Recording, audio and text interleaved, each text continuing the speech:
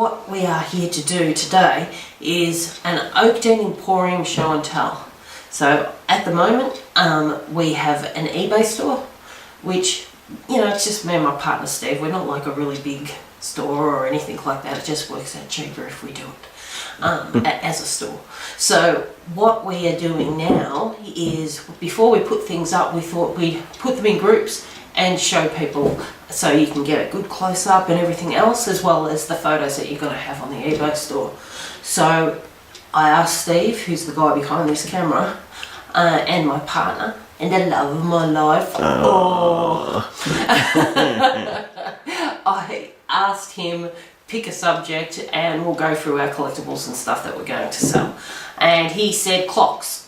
So here we are, doing clocks. So just before we get started, as I said, we've never done one of these before, so any ideas or suggestions that you might have, put it down in the comments section, and that we will go back and we'll try and answer any questions that anybody has, and we'll try our best to make this a quick but enjoyable little view. So what we've got here are the clocks that we've got for sale. Some of them are already on our eBay store, and the others aren't, that will be put on our eBay store. So I'll tell you all about what we've got in the clock or timepiece range.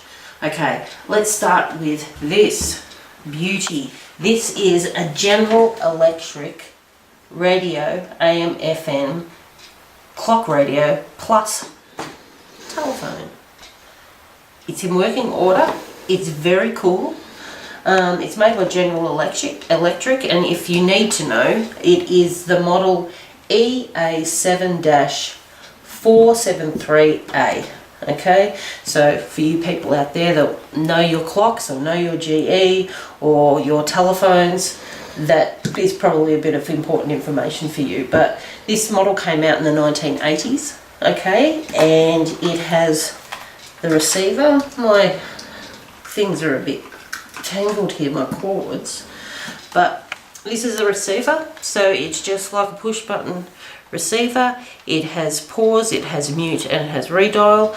It's even got one of those, I don't know if people remember, do you remember, Steve, when you used to have a phone at home and you had to write your name, put that down a bit, or you write your name, or you write your home telephone number in that little section. It's got a little plastic cover that goes over the top. So I guess so people don't forget their own telephone numbers. I'm not sure, but that's what they used to do. Okay, so when we plug this in, I should have got an extension cord. We might cut in a minute, not quite yet, but we might cut in a minute, and I'll grab the extension cord and plug it in so that you can hear it. The AM FM radio works correctly, but it's analog, so the telephone bit doesn't. But if you're a collector of telephones or radios, this is actually a really good operating version to have.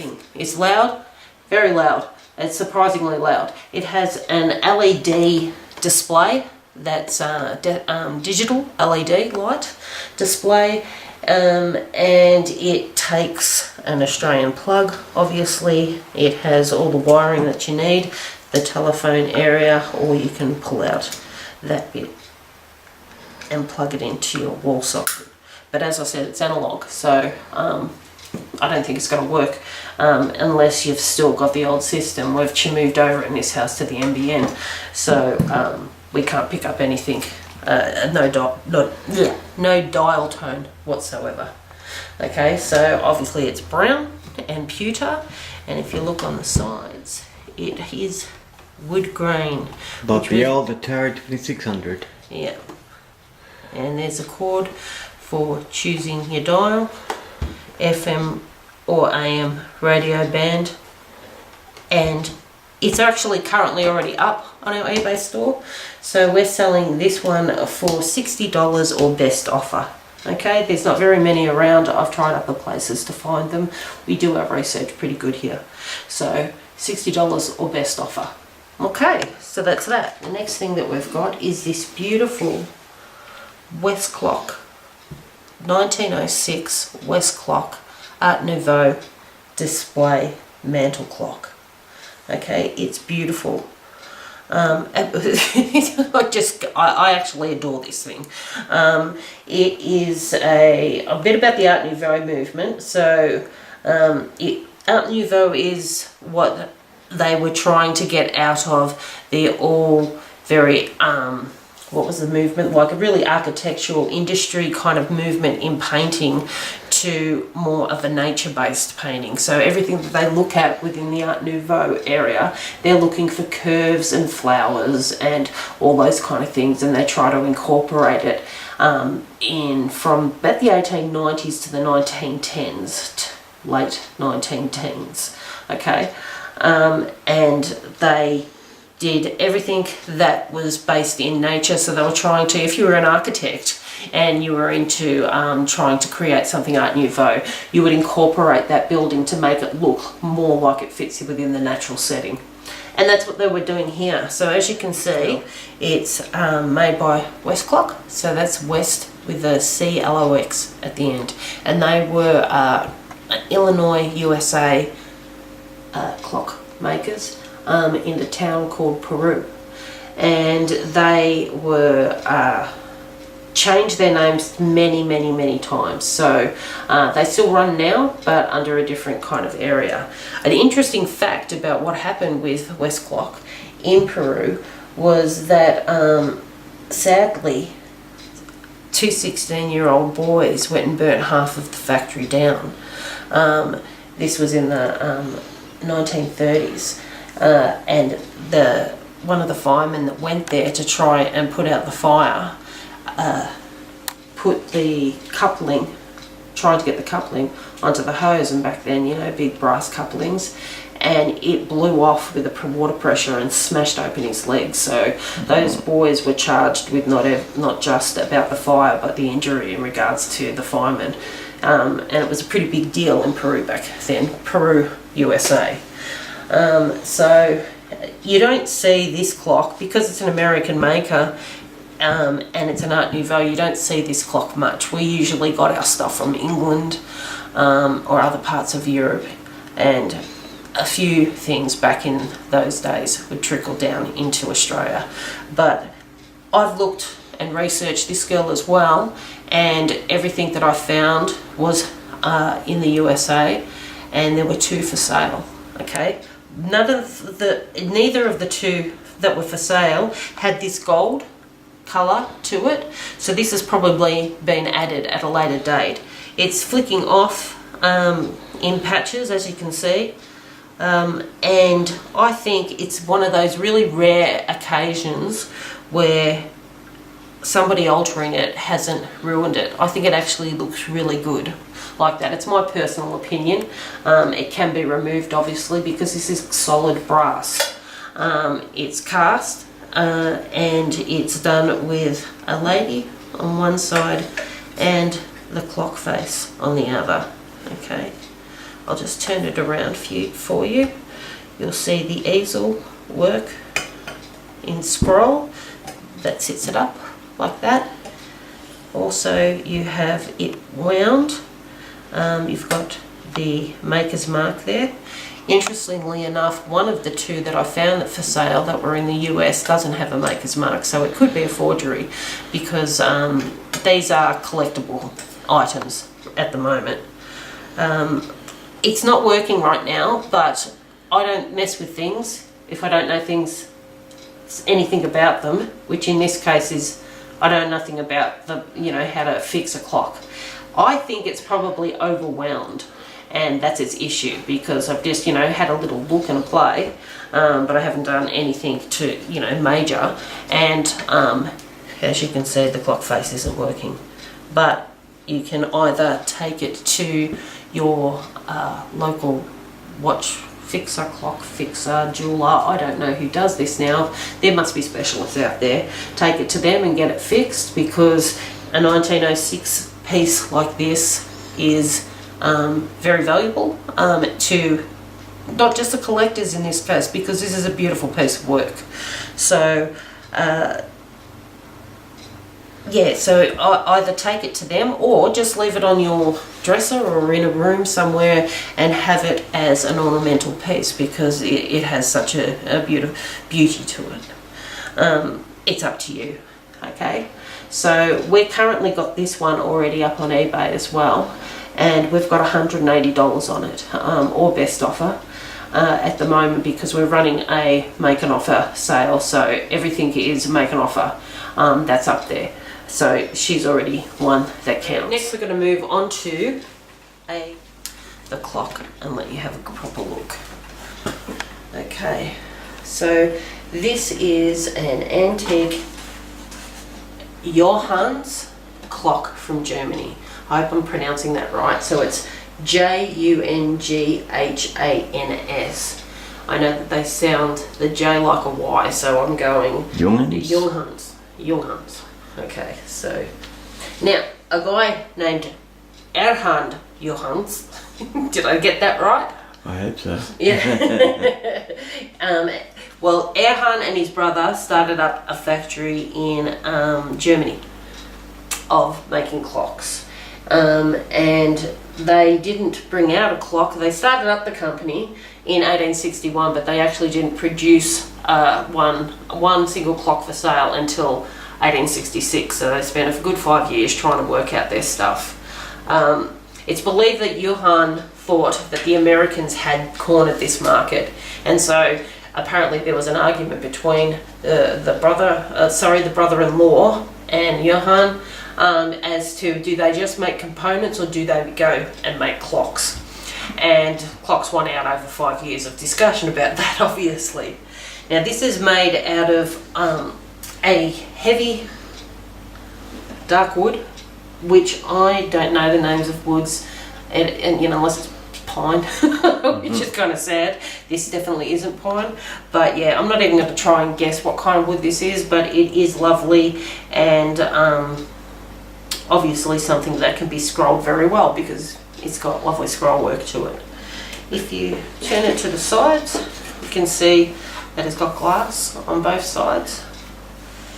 Switch it around that way and on that side, and you can see the timepiece and how the mechanism works through the glass.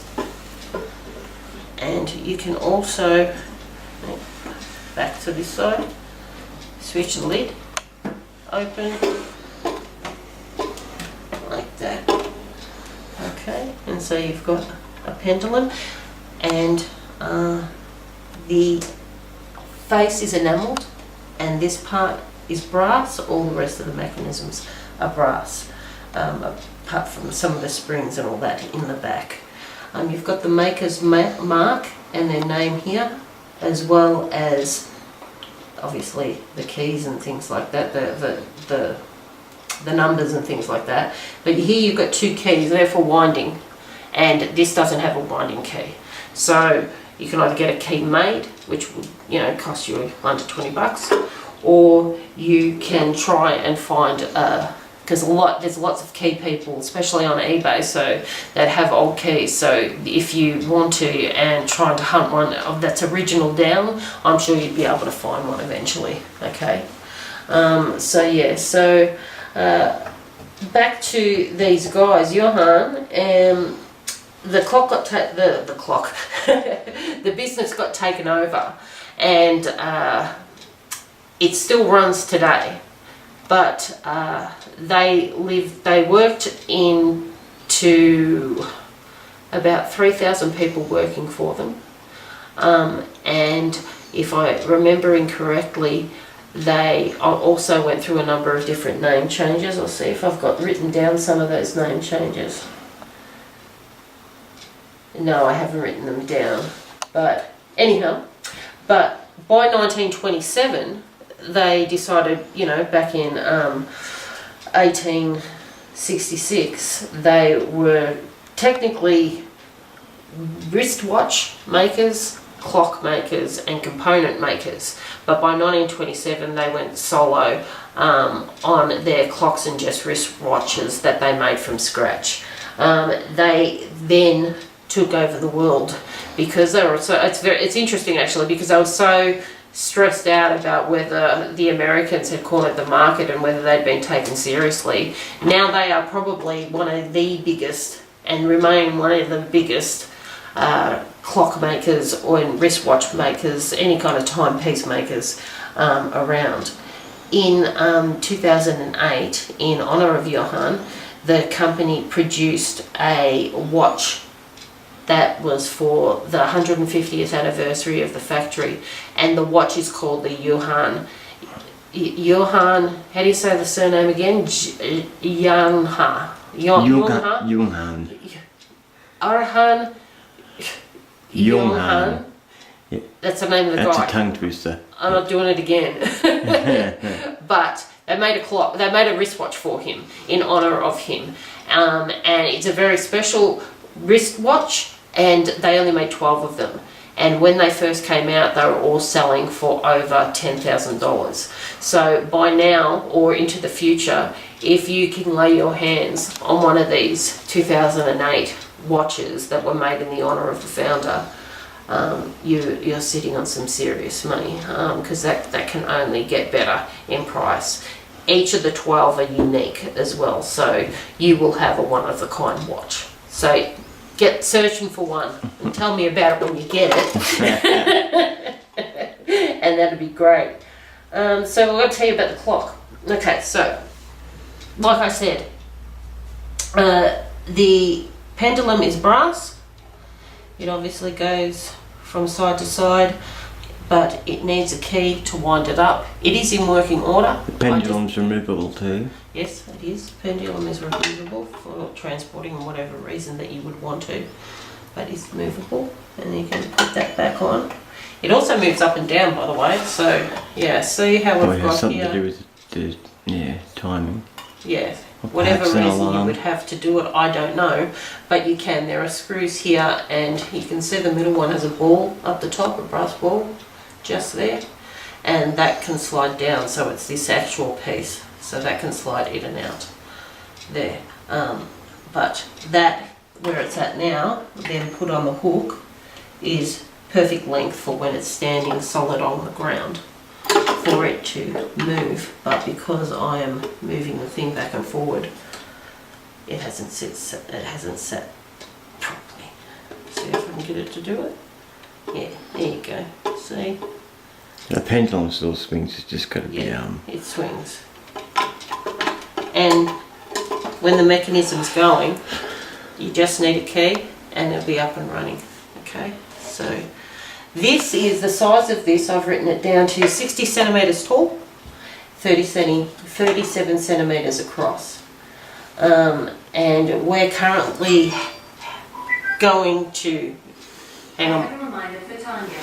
Oh, isn't that nice? Yeah. Google's reminding me Google. to go to bed. Well, close it. What was that? Close the door? Yeah. Okay, sorry. So, So close the door. Okay. see how Yeah. pretty it is. Yeah. So we haven't put it up on eBay yet, but we're going to, and we here try very hard to make sure that we're not retail price, and so a lot of the stuff you could probably buy from us and sell it at a profit.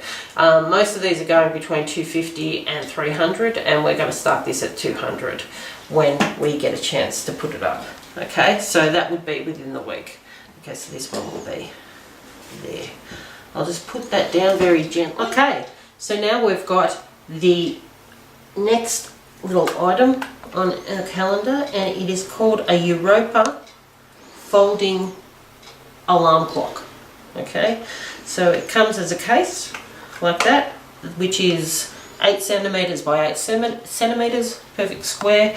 Its cover is tan to make look, or camel colour, to made to look like leather, but I don't think it's really leather. Really leather, not really leather. Did you hear the way I said that? No. Doesn't matter.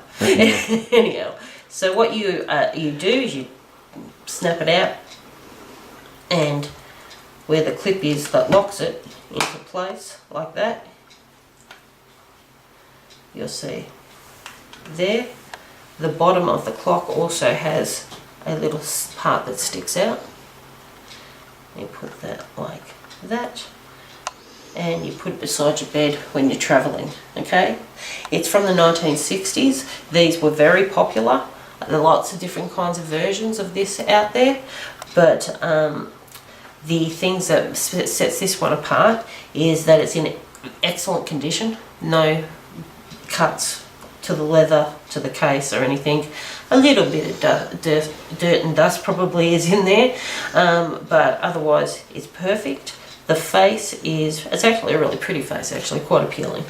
You can see the hands and the little green dots around the numbers are indications that it's glow in the dark. So you glow in the dark, you have to actually, anything that you've got that they say is glow in the dark, it has to actually see light before it glows in the dark. So yeah, you put it, it's night time here, so I can't show you. Well, but maybe you could just turn the light off. Okay, don't worry about it. Trust me, it glows in the dark. I put it onto my top and checked it before. I thought if you turn the lights off now, it'll glow in the dark. Maybe show you after. Okay, so there you go. You put that on your nightstand for wherever you are travelling, and you can wind it up from the back. So we'll look at the back right here. I'll put it down here, make it easier for you to focus on. Okay, so it's got winding mechanisms. And it has an alarm clock function as well. And if you listen very carefully, I don't know if you'll pick that up. Can you hear it ticking? I can hear it. Yep, if you can hear it, it'll probably be picked up. Yep. Okay. Okay, so yeah, indication that it works. Okay. These are, because retro and vintage and all that is really in at the moment, these are going for a pretty penny. So the average price that I saw was $75 online, Australian dollars that is. So that will be going up on the eBay store for auction at 40, and it's a lovely little piece. Close it up, put it in your bag, your back pocket, whatever. There you got your own little alarm. Makes iPhone's obsolete. This is a little beauty. Personally, this is one of my favourites. Okay. So, I'm actually quite jealous of the person who gets this. Really? Because I really like it so much. Yeah. So, yeah. Okay, so this is, what's the brand called? A Nepro. This is a Nepro pill box, but this version wasn't called a pill box, but this becomes such a popular item that all the different people that were making them started to call them pill boxes, so that's what they got nicknamed. But this is the brand is Nepro, and they have created a little brass box, brass alloy, obviously, box. Oops. Yep, brass alloy box, which does exactly the same thing. You put your little thing in there, and that there. Oh, and this is a little beauty, and when I say little, I'm serious. It's only 45 millimeters by 35 millimeters by 15 millimeters. It was marketed as the world's smallest alarm clock. Comparison to those clocks compared to this one. Compared to my hand, maybe.